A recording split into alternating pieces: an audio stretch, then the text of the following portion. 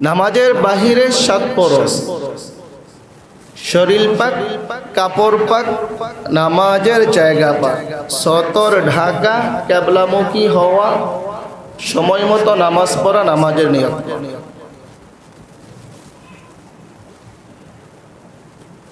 এক নম্বর কি? শরীর পাক। শরীর পাক হতে হবে।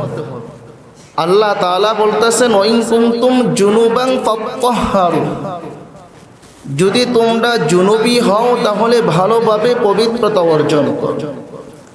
অন্য আয়াতে আল্লাহ বলছেন, ইযা কুমতুম ইলাস সালাতি ফাগসিলু ওয়ুজুহাকুম, যখন তোমরা নামাজে ইচ্ছা করবে তখন তোমরা তোমাদের চেহারা মণ্ডল ধৌত করো, মানে ওযু করো। এই আয়াতের মাঝে হদসে আসগার, ছোট নাপাকি,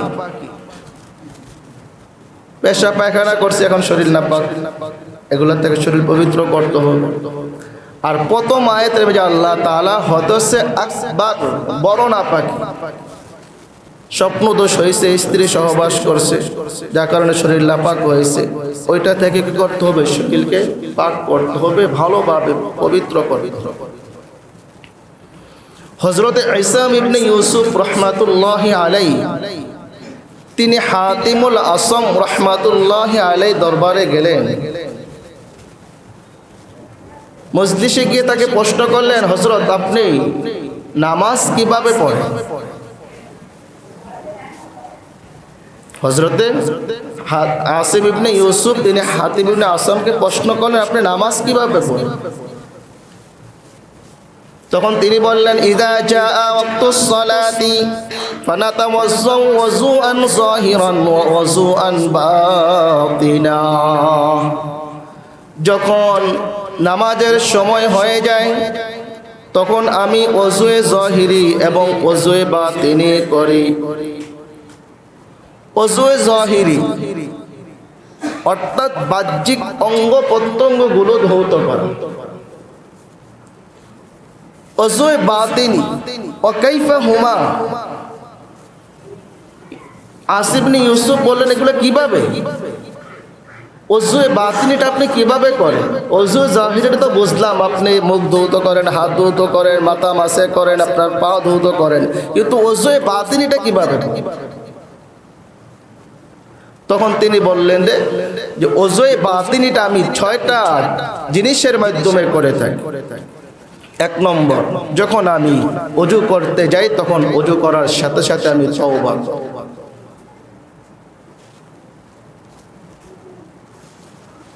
যখনই ওযু করব, ওযুর আগ মুহূর্তে তওবা করি যে আল্লাহ, জীবনে অনেক অন্যায় অপরাধ করে ফেলেছি, অনেক গুনাহের কাজ করে ফেলেছি, এই সমস্ত গুনাহের কাজ থেকে এই ওযুর পূর্ব মুহূর্তে তোমার কাছ থেকে তওবা করতেছি, গুনাহের কাছ থেকে তোমার নিকটে তওবা করতেছি, আমার গুনাহ তুমি মাফ করো। 2 নম্বর হলো অনুশোচনা করা, অনুতপ্ত হওয়া, লজ্জিত হওয়া।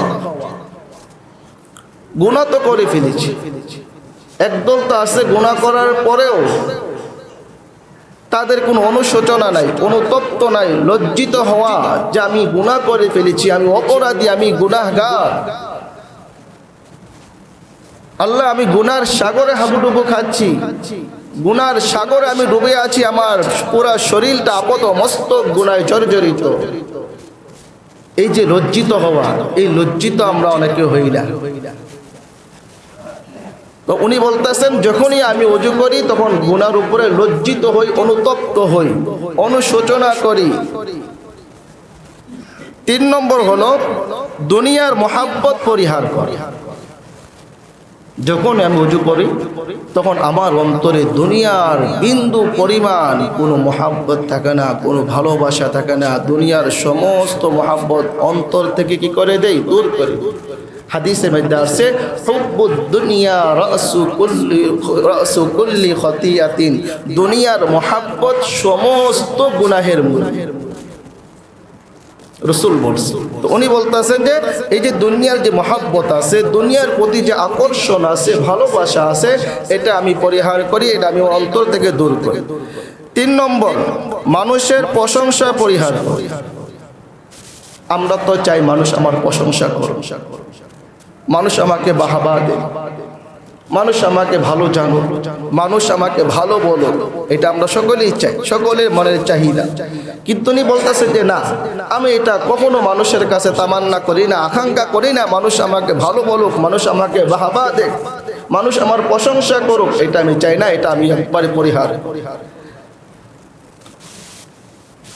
পঞ্চম নম্বর হলো, দুনিয়াতে যদি কোনো রাজা বাদশাহ কারো সাথে থাকে, কোনো রাজা বাদশাহ, কোনো এমপি মন্ত্রী অথবা কোনো নেতা যদি কারোর সাথে থাকে, সে বলে জানো এমপি আমার হাতে আছে, এমপি সাহেব আমার সাথে আছে, মন্ত্রী আমার সাথে আছে, মন্ত্রী আমার কথা শুনে, এমপি আমার কথা শুনে, চেয়ারম্যান আমার কথা শুনে। তো এমপি মন্ত্রীদের প্রশংসা পাওয়া বা এমপি মন্ত্রী কাউকে ভালো জানায়, এটাও কিন্তু একটা প্রশংসা। উনি বলতেছেন এরকম দুনিয়াদার যারা রাজা বাদশাহ যারা আছেন, এমপি মন্ত্রী যারা আছেন, তাদের প্রশংসা আমি পরিহার করি, তাদের প্রশংসা আমি চাই। ষষ্ঠ নম্বর হলো ঘৃণা ও শত্রুতা। আমি যখন ওযু করতে যাই, আমার অন্তর যদি কারোর প্রতি কোনো ঘৃণা থাকে বা কারোর সাথে কোনো শত্রুতা থাকে, এই ঘৃণা শত্রুতামিকে আমি দূরে ঠেলে দিই। কারোর প্রতি আমার কোনো ঘৃণা থাকে না, কারোর প্রতি আমার কোনো শত্রুতামি থাকে, এগুলো আমি পরিহার। সপ্তম নম্বর হলো হিংসা। এই রোগটা কিন্তু মারাত্মক রোগ। ইয়াকুম ওয়াল হাসাদা ফাইন্নাল হাসাদা ইয়াকুলুন নারুল হাতাব। আল্লাহ রাসূল বলতেছেন তোমরা হিংসা থেকে বেঁচে থাকো, কেননা হিংসা সমস্ত আমলকে ধ্বংস করে দেয়। যেমনি ভাবে আগুন শুকনা লাকড়িকে পুড়িয়ে দেয়, জ্বালিয়ে দেয়। আগুনের সামনে যখন শুকনা লাকড়ি পড়বে, শুকনা কাঠ পড়বে, খড়কুটা পড়বে, আগুনের কাজ হলো জ্বালিয়ে দেওয়া, পুড়িয়ে দেওয়া। ঠিক তদ্রূপ ভাবে যাদের অন্তরে হিংসা আছে, বিদ্বেষ আছে, তো ওই হিংসা বিদ্বেষও তাদের আমলগুলাকে জ্বালিয়ে দেয়, পুড়িয়ে দেয়, বরবাদ করে দেয়, ধ্বংস করে। তো হাতেম আসেম বলতেছেন ওযু করার সময় আমার অন্তর থেকে সমস্ত হিংসাকে আমি দূর করে দিই। এমনকি এক তো হিংসা,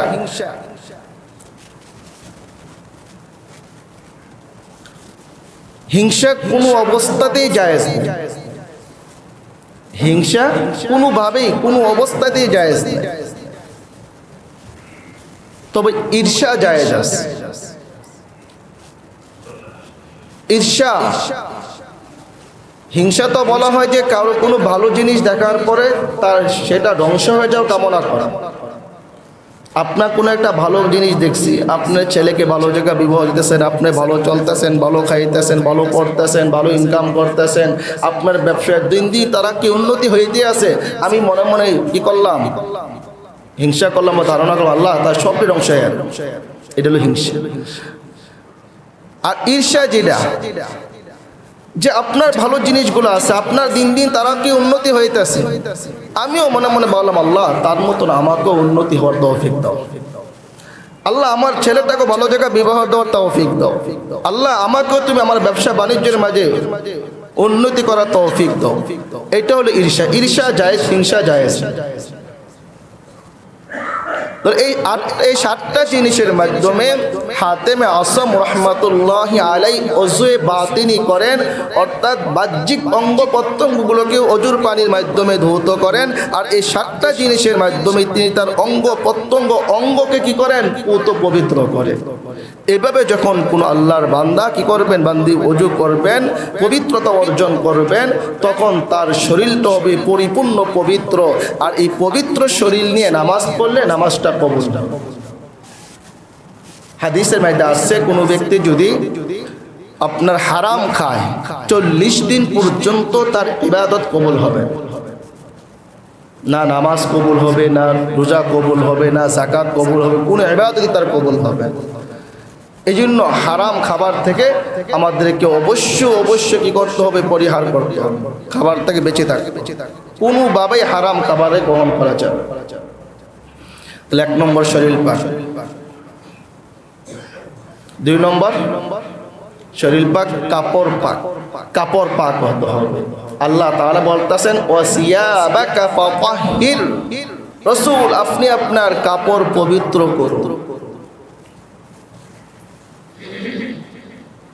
রসুলকে বলার দ্বারা উদ্দেশ্য রসুলকে উদ্দেশ্য না, উদ্দেশ্য হলো সারা জাতিকে, পুরা জাতিকে, পুরা উম্মতকে বলা যে আপনি আপনার উম্মতকে বলে দিন যারা তাদের শরীর কাপড়ে গেছে নাপাক লেগে আছে তারা যেন তাদের কাপড়কে পুত পবিত্র করে। কোন ব্যক্তির শরীরে যদি আপনার এমন অবস্থা আসতেছে, মনে করেন যে নামাজের সময় হয়ে গেছে, এখন শরীরে নাপাক লেগে গেছে, এখন এই মুহূর্তে কাপড় পাল্টানো সম্ভব, বলতেছে যদি তরল নাপাকি হয়, সম্ভব হলে ধুয়ে ফেলবে, তারপরে যদি তরল নাপাকি হয় তাহলে 1 টাকার যে সিকি আছে, পয়সা আছে, ওই পরিমাণ যদি তরল নাপাকি নিয়ে নামাজ পড়ে তাহলে নামাজ হবে না। এটা সমান সমান হইলেও নামাজ হবে না, তার চেয়ে যদি কম হয় নামাজ হয়ে যায়। আর যদি নাপাকি গাঢ় হয় তাহলে আপনার 8 আনার যে সিকি আছে, ছোট পয়সাটা আছে, ওই পরিমাণ যদি হয় তাহলে নামাজ হবে না, সমান সমান হইলেও নামাজ হবে না। তার চেয়ে কম হলে যদি না থাকে কাপড় চোপড় পবিত্রতা অর্জন করে তাহলে ওইটা নিয়ে নামাজ পড়লে নামাজ হয়ে যায়। নামাজের জায়গা যেখানে আপনি দাঁড়াইছেন ওই জায়গাটা পাক হতে হবে, সেখানে যদি নাপাক থাকে তাহলে নামাজ হবে না। দেখেন উম্মতে মুহাম্মদের জন্য আল্লাহ তাআলা বিশাল সুযোগ দিয়েছে, শুধু ওয়াজুদ রাহমাতাল লিল আলামিন মসজিদে উশুদ হামারো ইয়ে জমিন। আমার আপনার নবীর অস্তিত্ব, আমার আপনার নবীর পৃথিবীর আগমন করাটা পুরা বিশ্বের জন্য রহমত ছিল। আর আল্লাহ তাআলা উম্মতে মুহাম্মাদির জন্য পুরা জমিনকে মসজিদ বানিয়েছেন, সুবহানাল্লাহ। অন্যান্য উম্মতের জন্য এই বৈশিষ্ট্য ছিল না, অন্যান্য উম্মতরা তাদের নির্দিষ্ট গির্জায় নির্দিষ্ট জায়গায় নামাজ পড়তে হতো, কিন্তু উম্মতে মুহাম্মাদি যেখানে খুশি সেখানে নামাজ পড়বে, নামাজ হয়ে যায়। যেখানে খুশি সেখানে নামাজ পড়বে, নামাজ হয়ে যাবে। তবে একটা মাত্র শর্ত, ওই জায়গাটা কি হতে হবে? পাক হতে হবে। পাক বলতে যদি সরাসরি নাপাকি না দেখা যায় সেটাই পাক। আপনি কথা মাঠে নামাজ পড়ছেন, এটা বলে দেওয়া ভালো, অনেকে এসে নামাজ পড়বে মসজিদ তালা মারা, আপনি বারিন্দা নামাজ মাঠে নামাজ পড়েন, কোনো সমস্যা নেই। মাঠে যদি সরাসরি কোনো নাপাক না দেখা যায়, পায়খানা নাই, হ্যাঁ, অথবা অন্য কোনো গোবর টোবর কোনো ময়লা নাই, হ্যাঁ, অথবা কোনো পানি যদি আপনার সন্দেহ যদি পানি আছে, পানি নাই, পানি পরে থাকলে আপনি একটু দূরে পড়লেন, এরকম যদি সরাসরি কোনো নাপাক না দেখা যায় তাহলে মাঠে নামাজ পড়লে নামাজ হয়ে যাবে। সেখানে জানামাজ বিছানো জরুরি না, কার্পেট বিছানো জরুরি। বৈশিষ্ট্য আল্লাহ তাআলা পুরা জমিনকে আমাদের জন্য নামাজের জায়গা বানিয়ে দিয়েছেন। যদি সরাসরি ওই জায়গা, সরাসরি বলতাছি, সরাসরি নাপাক না দেখা যায়, হ্যাঁ, সরাসরি নাপাক দেখা গেলে ওই জায়গায় নামাজ পড়লে নামাজ হবে। 4 নম্বর সতর ডাকা। সতর ডাকতে হবে। পুরুষের সতর হলো নাভি থেকে নিয়ে হাঁটু পর্যন্ত। আমরা যারা পুরুষ প্রাপ্ত বয়স্ক যারা, তাদের সতর হলো এই নাভি থেকে হাঁটু পর্যন্ত। এতটুকু ঢেকে নামাজ পড়লে নামাজ আদায় হয়ে যায়, আপনার আহকাম পালন হয়ে যাবে। এখন উত্তম আর অনুত্তম সেটা পরের বিষয়। আপনার ফরজিয়াত যতটুকু ঢাকা থাকবে নামাজ হয়ে যায়। আর একজন মহিলার সতর হলো তার দোনো হাতের কবজি, হাতের আপনার পাতা, পায়ের পাতা আর চেহারা, এটা তার চেহারার আপনার সতরের অন্তর্ভুক্তের বাহিরে, সতর অন্তর্ভুক্ত নয়, বাকি পুরা শরীর তার ঢেকে রাখতে হবে।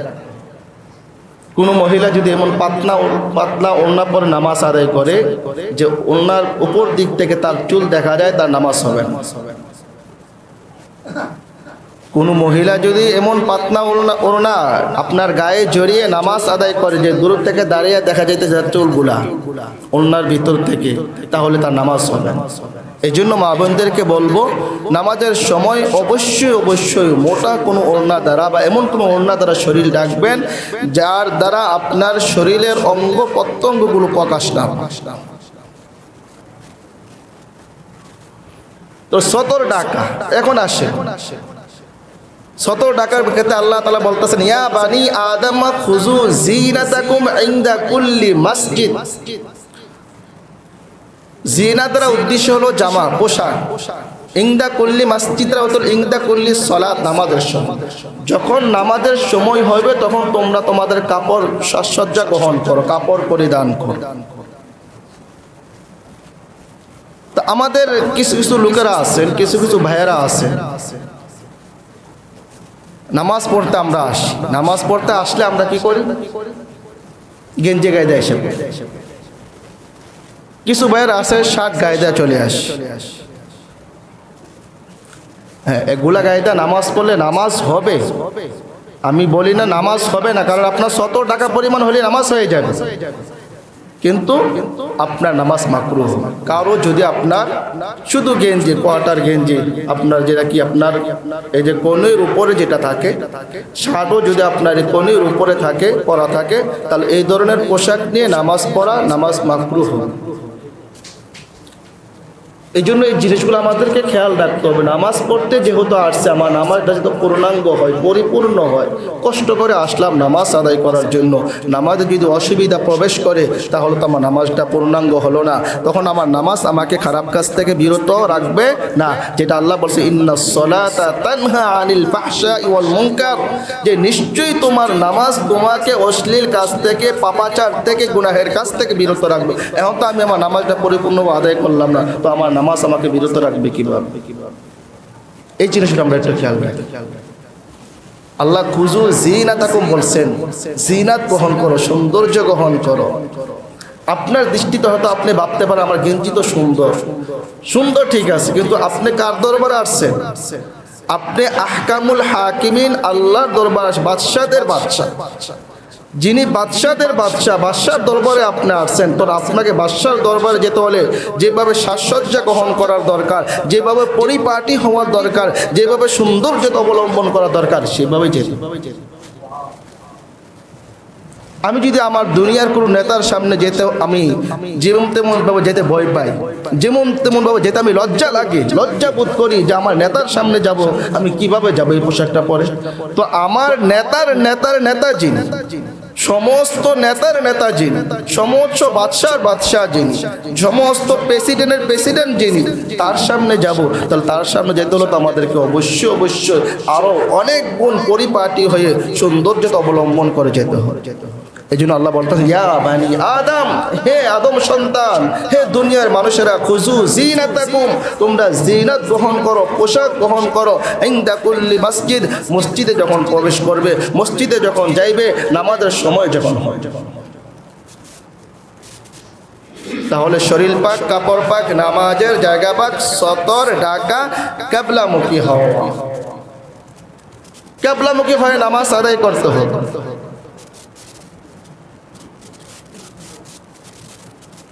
মক্কাতে যারা আছেন, আমরা যারা বাহিরে, মক্কার বাহিরে যারা, তারা কিবলার দিক হলেই চলবে, কিন্তু মক্কার মানুষ যারা, তারা কিবলা, পুরা কিবলা বরাবর হয়ে নামাজ আদায় করতে হবে। কারণ আল্লাহ তাআলা বলতেছেন ফাওয়াল্লি ওয়াজহাকা শাতরাল মাসজিদিল হারাম, যে মসজিদে হারামের দিকে তোমরা তোমাদের চেহারাকে ফিরাও। কারণ আমরা হুবহু কাবার দিকে কি করতে পারবো না, আমাদের চেহারা রূপ করতে পারবো না, তবে কাবা যে দিকে আসে ওই দিকে ফিরে আমরা নামাজ পড়লে আমাদের নামাজ হয়ে যাবে। আর কাবার সাথে যারা বসবাস করেন, কাবার আশেপাশে যারা বসবাস করেন, তাদের জন্য হুবহু কাবার দিকে ফিরে নামাজ পড়া ফরজ।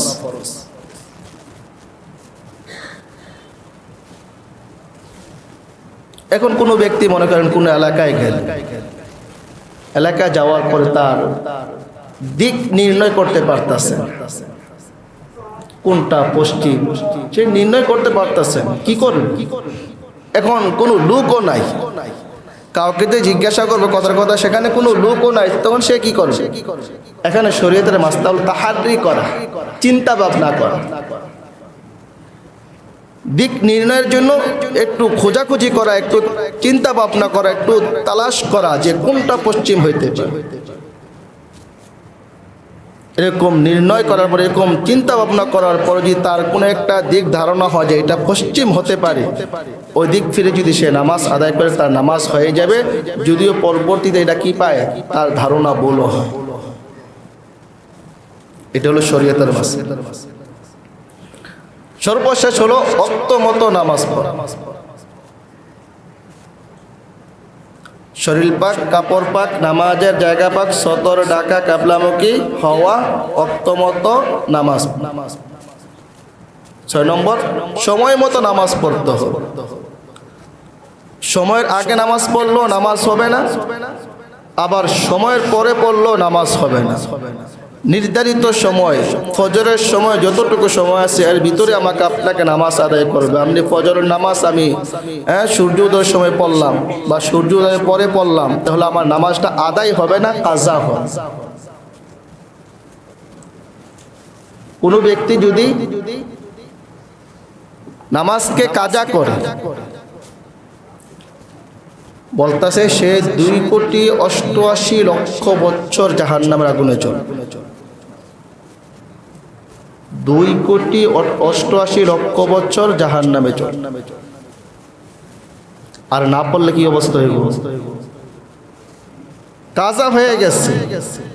2,88,00,000 বছর জাহান্নামের আগুনে জ্বলতে হবে। আর না পড়লে, আমরা যে পড়ি না, আমাদের কত নামাজ যে ছুটে যাচ্ছে, কত নামাজ যে আমরা সময় মতো আদায় করতেছি না। জোহরের নামাজ আসরের সময়, আসরের নামাজ মাগরিবের সময়, মাগরিবেরটা পড়ি আশারের সময়, ফজরেরটা তো খবরই নেই।